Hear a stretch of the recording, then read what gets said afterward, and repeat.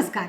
Second PU Hindi विद्यार्थियों के लिए मैं एक फास्ट रिकैप्चुलेशन वीडियोस का एक प्लेलिस्ट तैयार करना चाहती हूँ और ये वीडियोस 5 मिनट से लेकर 10 मिनट तक मैं प्लान कर चुकी हूँ। जितना जल्द हो सके उतने कम समय में आपके पास पूरा सारांश रखने की कोशिश मैं इन वीडियोस के द्वारा करने जा रही हूँ। हो गई है पीर परवसी कविता का सारांश मैं आपके सामने बांटने जा रही हूँ। इस कविता के अंदर जाने से पहले मैं आपको इस कविता के कवि दुष्यंत कुमार जी के बारे में कुछ वाक्य आपके सामने रखना चाहती हूँ। कवि है, नाटककार है, गीतकार के रूप में दुष्यंत कुमार जी हिंदी साहित्य में अपना स्थान सुस्थिर कर लिया है।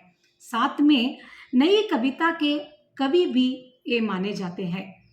मुख्यतः दुष्यंत कुमार जी को हम हिंदी साहित्य में एक विषय को लेकर अधिक याद करते हैं, वह है कि वे पहल हिंदी साहित्य में गज़ल विधा को अपनाया और अपने अंतिम दौर की जो रचनाओं में वे गज़ल विधान को बहुत ही प्रमुखता देकर लिखना शुरू कर दिया। और हमारे पास जो आज की जो कविता है वह भी गज़ल के अंतर्गत ही आने वाली कविता है। गजल तो यूं देखे तो उर्दू फारसी की विधा के रूप में हम सब जानते हैं, जहां शेरों के गजल के भाव केंद्रीय रूप में ना होकर अनेक विचारों में बंट जाता है, मगर हिंदी में पहली बार एक ही विषय को लेकर गजल लिखने का जो श्रेय दुष्यंत कुमार को दिया जाता है। अब हम कविता के मुख्य बिंदुओं के बारे में सोचेंगे।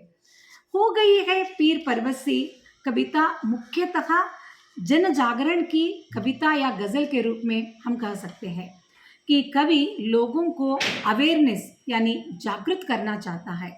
दुष्यंत कुमार जी संघर्ष में अधिक विश्वास रखने वाले व्यक्ति थे। वे चाहते हैं कि हर एक विषय में कुछ तो संघर्ष हमें करना पड़ता है।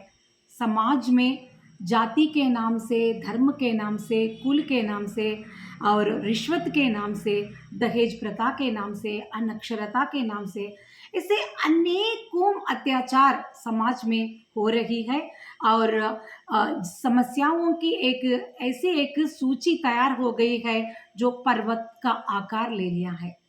जिस प्रकार से हिमालय पर्वत से गंगा नदी उत्पन्न होकर सारे के सारे पापों को धुलने के लिए धरती तक आती है, ठीक वैसे ही दुष्यंत कुमार जी कहते हैं कि समाज में समस्याओं की पीर यानी पीड़ा रूपी पर्वत तैयार हो गई है। इस पीड़ा के अंदर से भी एक समाधान यानी सॉल्यूशन का निकल कर आना ही चाहिए।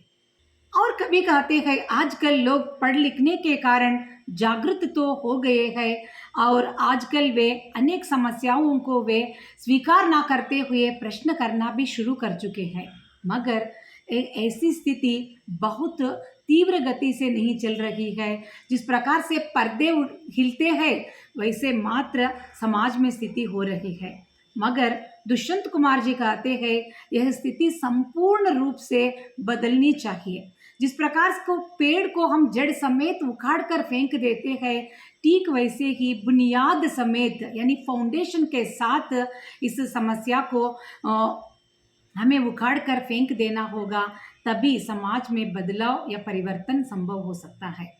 और वे कहते हैं हर सड़क पर, हर गली, हर नगर में लोग ऐसे जी रहे हैं कि वे विवश होकर जी रहे हैं। हर एक स्थिति को वे अपना लिया है, हमें ऐसे ही जीना है, मगर इस स्थिति से ऊब कर वे लाश जैसे जी रहे हैं। हमें लाश जैसे जीना नहीं बल्कि मनुष्य होकर जीने की बात दुष्यंत कुमार जी कहते हैं।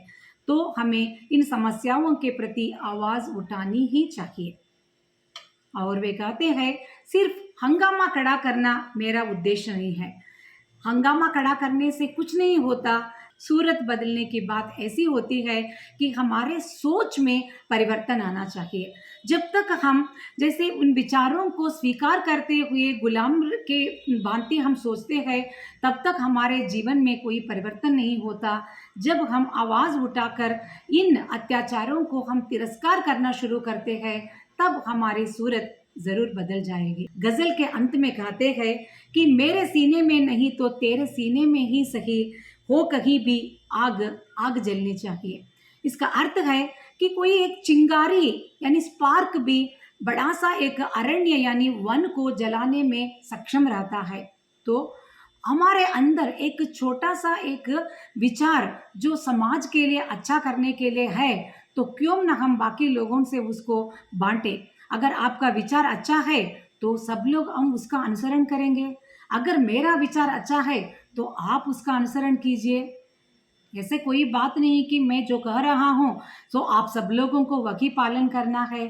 चाहे कोई भी कुछ अच्छी बात क्यों न कहे, उसको हम पालन करने के लिए तैयार रहना चाहिए। इस प्रकार से समाज में हम सब लोग मिलकर एक परिवर्तन जरूर ला सकते हैं और समाज में व्याप्त अत्याचारों की या समस्याओं की ढेर को पीड़ा जैसी पर्वत को हम हटा सकते हैं। कितनी ऊंची सोच है। तो ये गज़ल तो सिर्फ देखने के लिए तो 10 पंक्तियों में दिखती है, मगर इसके अंदर व्याप्त जो सारांश या निहित संदेश बहुत बड़ा व्यापक है। दुष्यंत कुमार जी की इस उत्तम और प्रभाव उत्पादक गज़ल से हम सबको प्रेरित होना चाहिए।